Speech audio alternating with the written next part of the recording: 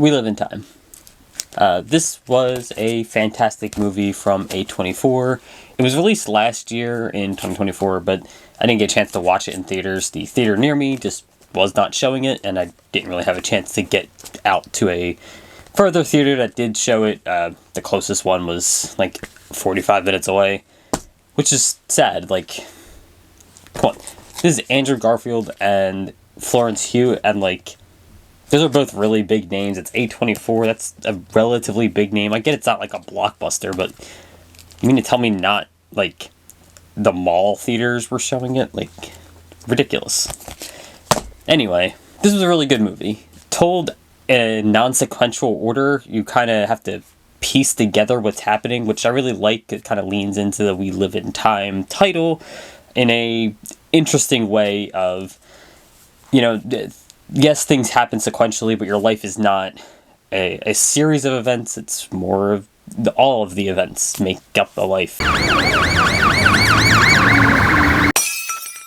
I don't want to give too much of the plot away, but the basics that you can kind of see in the trailer. Florence's character has cancer, and it's kind of showing her life through that. Both before and during, we see the ups and downs of her relationship with Andrew Garfield's character. We see them trying to have a child and failing. We see them having a child and in a gas station.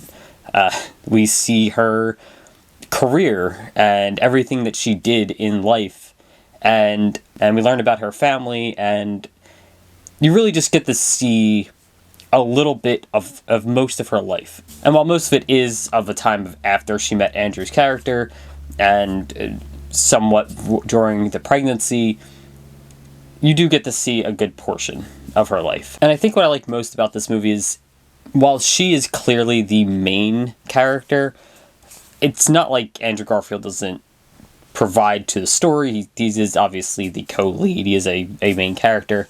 But we focus a lot on her life. But we also get to see how her choices and decisions are affecting him and their family.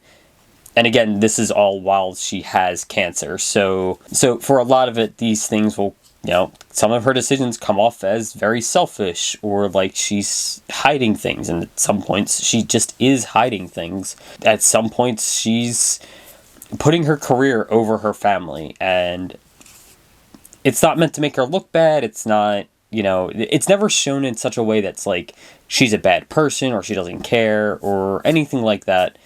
It's always just kind of shown as a real moments, like real moments in people's lives where they don't necessarily make the best choice. They make the selfish choice, but that's okay. People are selfish. Sometimes you have to be selfish, sometimes you should be selfish, and sometimes it's wrong to be selfish, but you do it anyway because it's what you want, and that's okay. It's not every choice in your life is going to be the perfect one. And I kind of like how this shows that, like, she's giving up time with her family to compete in a competition for cooking because it's important to her. But the reason it's important to her is because she wants to have something to show for her daughter that, yes, she didn't make it, but, you know, yes, I didn't live. I died when you were young, but I'm not just your dead mother. I was a person. I was someone who accomplished things in my life. And I think that's really good. I think that's a really good message, even if it's, again, not right. It's not correct to be that selfish, I guess, but it's hard to argue with her. Like, she's the one dying. It's really hard to argue, and that dynamic makes for a very interesting movie. It's a very good movie. It's also a very sad movie, but that's what I like. That's what I wanted to see.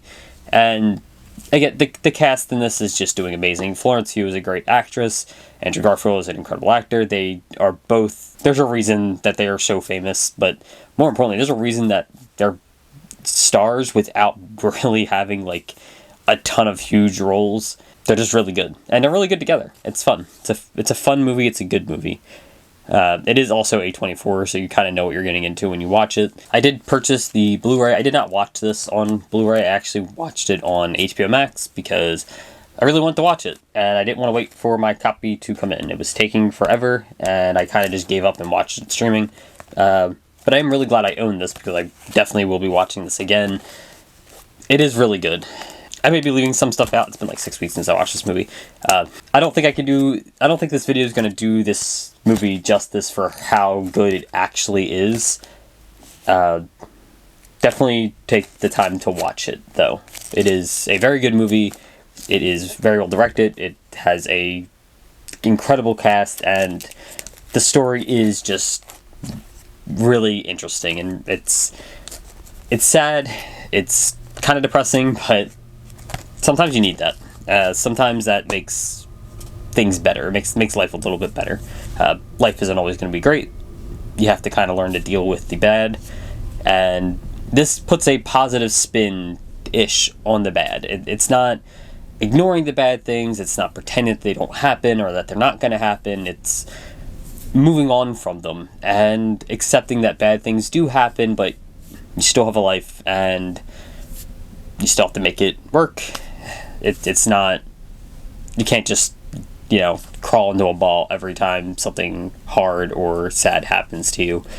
You have to just kind of move on and keep living your life. And this is exemplified really well both in Florence's character, who obviously is diagnosed with cancer not long after having their first child, and makes the most out of the time she has left. Yes, she does some things wrong. Again, ignoring her family and lying to her husband to compete in a competition, messing up the wedding time. I think I forgot to mention that they are planning to get married, and the same time that they're getting married is the same time as the competition, and it kind of puts a hole in them getting married a bit. But she made the most out of the time she had, and it's sad, but it's good. It's sad, but it's relatable and understandable. Also, Andrew Garfield's character is also going through these things. It's not, yes, he doesn't have cancer. His wife has cancer. That's still hard. He just had his first child as well. He's planning a wedding because they want to get married before she does pass, and if she does pass, and she kind of messes up that plan. For a lot of this movie, he is spending time planning this wedding. Making dates, getting everything arranged, setting everything up.